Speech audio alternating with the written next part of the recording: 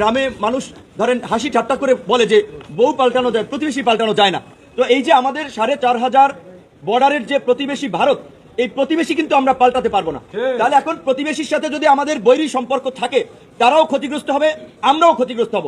তাই আমরা চাই আমাদের প্রতিবেশী রাষ্ট্র ভারতের সাথে বাংলাদেশের সরকার এবং বাংলাদেশের জনগণের একটা আন্তরিক এবং সুসম্পর্ক থাকুক। কিন্তু আমরা দেখেছি ভারতের শাসক গোষ্ঠী সবসময়ই বাংলাদেশকে তারা নিয়ন্ত্রণ করতে চায়, দাবিয়ে রাখতে চায়, বাংলাদেশের উপরে ছড়ি ঘোরাতে চায়।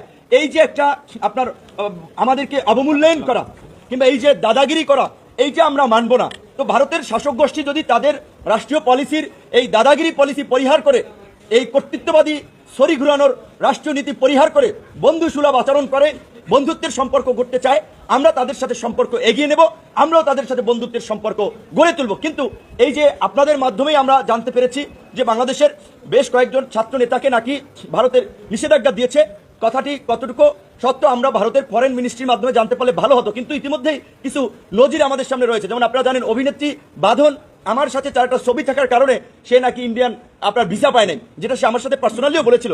আমেরিকান এম্বাসির স্বাধীনতা দিবসের প্রোগ্রামে দেখা হয়েছিল, সেখানে সে আমার সাথে একটা ছবি তুলেছিল, সেই কারণে তার ইন্ডিয়ান ভিসা হয় নাই। তো কেন ভাই, আমরা তো সরকারে ছিলাম না, আমরা তো মানে একেবারে ভারতের শত্রু হয়ে যাওয়ার মতো কোনো রাজনৈতিক দলও ততদিনে ছিলাম না। আমরা একটা উদীয়মান রাজনৈতিক দল, 5 বছর 6 বছরের রাজনৈতিক অগ্রযাত্রায় নিজেরা বেড়ে ওঠার চেষ্টা করছি। সেই ক্ষেত্রে এরকম উদীয়মান শক্তি রাজনৈতিক দলগুলোকে যদি ভারত বন্ধু না মনে করে, তাহলে বাংলাদেশের জনগণের সমর্থন তারা হারাবে। আমরা আশা করি যে ভারতের এই ধরনের ভ্রান্ত নীতি যদি থেকে থাকে, সেটা ভারত প্রত্যাহার করবে বা সুবিবেচনা করবে। আপনারা সবাই শুনেছেন আওয়ামী লীগের আমলে তারা বলছে বিএনপি ভারতকে গ্যাস দেওয়ার চুক্তি করে ক্ষমতা এসেছিল। আবার আমরা তো পরিষ্কারভাবেই দেখেছি গত 15 বছরে কিভাবে আওয়ামী লীগ বাংলাদেশকে ভারত নিয়ন্ত্রিত একটি পুতুল রাষ্ট্রে পরিণত করেছিল।